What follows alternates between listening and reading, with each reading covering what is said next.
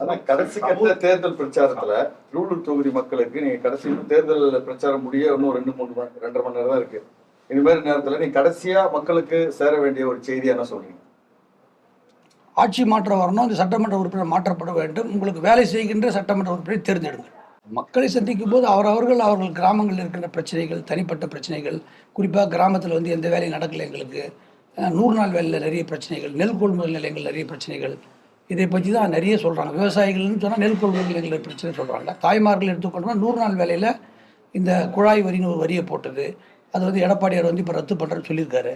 அதுக்கப்புறம் வந்து 100 நாள் வேலையில் கண்விழித்திரை வந்து இந்த ஸ்கேன் பண்ணுறதுல பல பிரச்சனைகள் வருது. 60 வயசுக்கு மேலப்பட்டவர்களுக்கு வேலை கொடுக்குறதில்ல. இந்த மாதிரி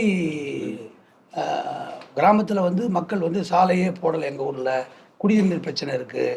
குடிநீர் வந்து சால்ட் கண்டென்ட் அதிகமாக இருக்குது. அதனால் எங்களுக்கு நோய் வாய்ப்படுறோம்.